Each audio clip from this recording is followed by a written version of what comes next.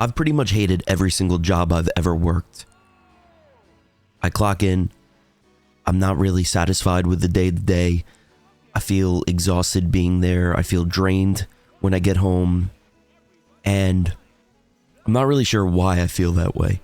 I guess the best place to start would be at the beginning of my life. I've always been somebody that was more of an artistic person. I played guitar growing up. I drew comics and cartoons and things. I guess I always kind of saw myself doing something along those lines with music.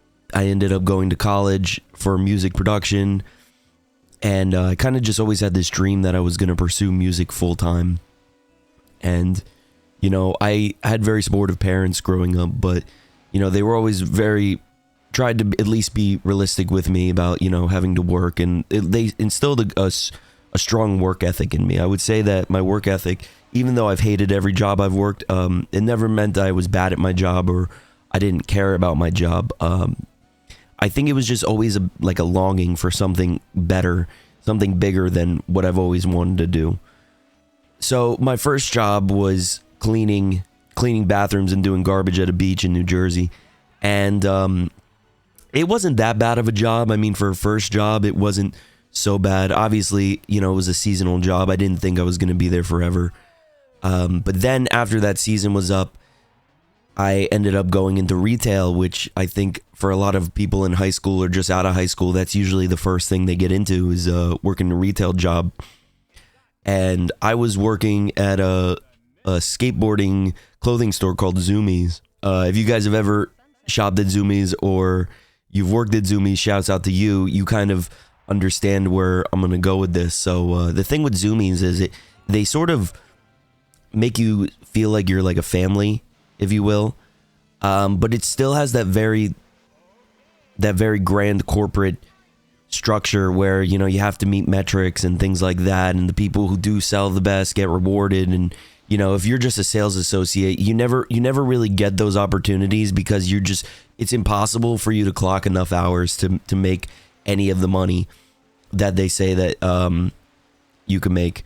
I worked there for like a year and a half, and it wasn't a bad job. I mean, around Christmas time, it was pretty busy. It was pretty rough, but I still did my music. I still played in bands, music has kind of become like my main thing at that point. And then, after my Zumiez career, I worked at a lot of different places. I would say maybe there's a span of like 6 different jobs that I can't even really mention just because that I don't even really remember them.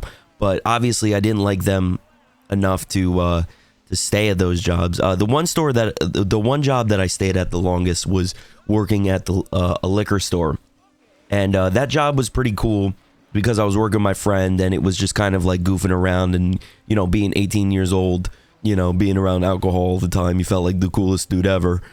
Me and my buddy, we were such delinquents. We used to do this thing called Tecate Tuesdays, where we would go in the back cooler and we would just chuck Tecate cans at the wall for no reason other than to just see them explode. But that job also, eventually, I felt the same way about it. Like, I wanted to move on and wanted to do something else. And, at the time, like, I was 18, 19, I was still trying to figure this stuff out. I was still saying in my head, I was going to do music. I was going to focus on that. Fast forward to 21, I finally kind of get my first big boy job. Now I went to school for music production. I didn't go for like business or any of that stuff. So blue collar work was kind of like my only avenue to go down. And I accepted it. So I got a job doing audio video installs, working for an audio video company. And I worked for this old Jewish guy, and he was just never happy at all. He would always be yelling at me, and I knew a lot about audio, but I didn't really know much about like construction and installing things and running wires through walls and all of that stuff. So that was all new to me. And this dude would be yelling at me all the time, man. And I'd be working like, it was a very small company, so it was pretty much just like me and him in a truck all day. I have so many stories about that job in particular that I couldn't even explain to you. But this was kind of, I would say, the first moment where it felt like I was sort of like moving towards a career. And it was kind of the first job that really instilled to me like what it means to be a worker. I think, it's easy to call out of the liquor store and say, I don't want to come in. But, when there's real money on the line and you're trying to like make money and save money, when you call out of a job like this, it's a lot more detrimental. So you kind of like learn to be a better worker, to show up. And, there was this one moment where I was still kind of learning everything when I was working with this guy. And he took me outside of the house of the customer and he took me to the truck and he was screaming in my face, which he shouldn't have been doing in hindsight. But this was probably the one thing that has really stuck with me as I've been moving through the career fields and things like that. Is he yelled at me and he pretty much told me that I need to retain the information that he is giving me.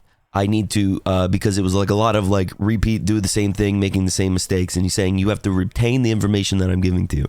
And that kind of stuck with me for the rest of my life. Although that job was rough, it wasn't ideal by any means. It was long hours. It was a lot of weird work, weird houses going into, just all around weird time in my life.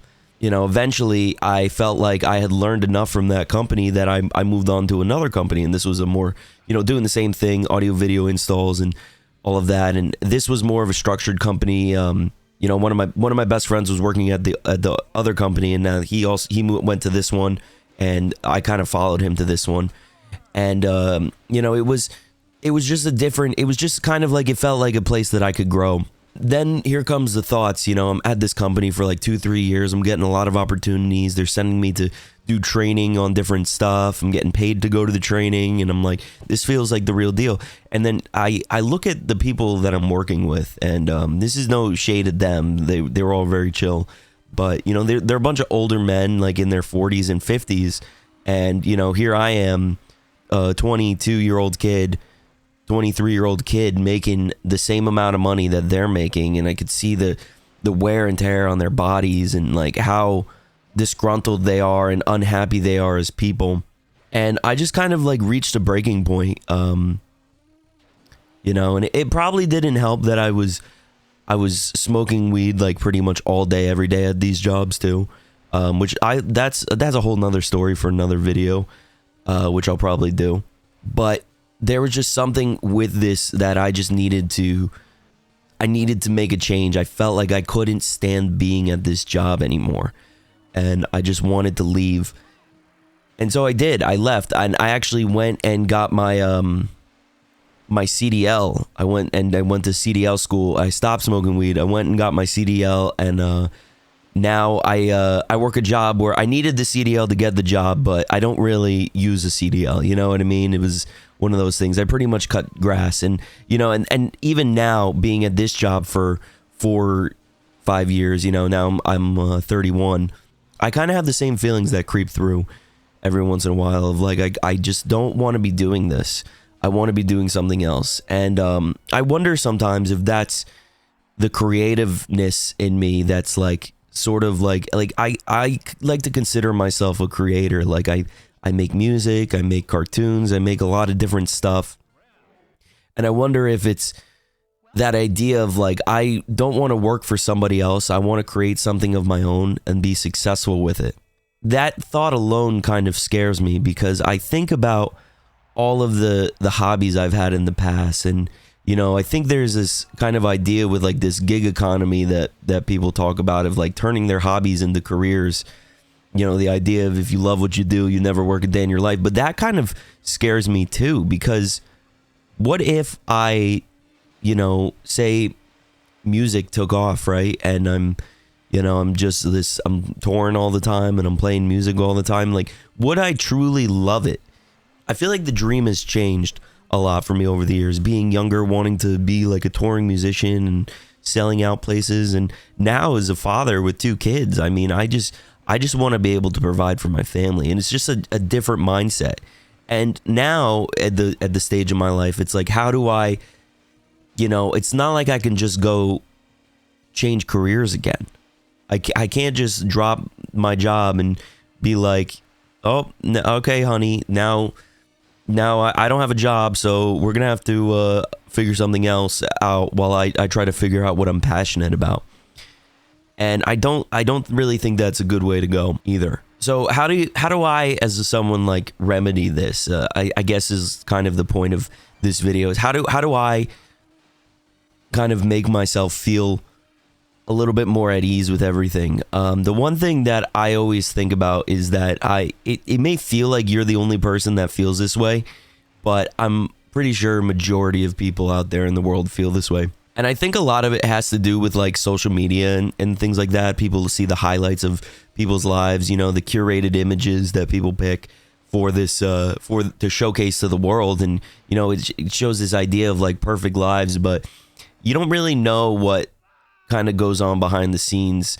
You know, like my I have a family member, you know, he works for a company and doing sales, and, you know, he makes a lot of money, you know, and he's young, not super young, in his 30s, but he makes good money. And I think, like, wow, it would be awesome to do that. But then I see what he does, like doing calls and trying to, you know, push the sale, and I'm like, man, I couldn't see myself doing that, you know. So the grass isn't always greener on the other side.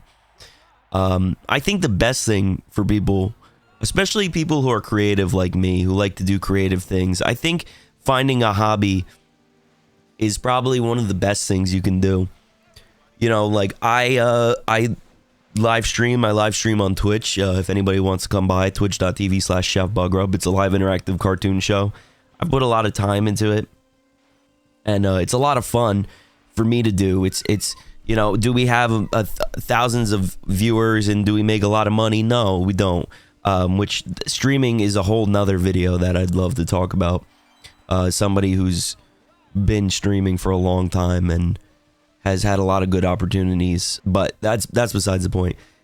Having a hobby, I think, is super important. Many people I know don't have hobbies. You know, they play video games, they do things like that.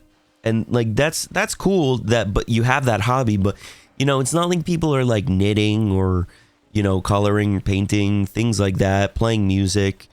I think having those sorts of hobbies and those sorts of escapes are kind of that glimpse into freedom that you can have as a person. I obviously, you're not the sum of your job. You're more than that. I think a lot of people are just bored these days, man.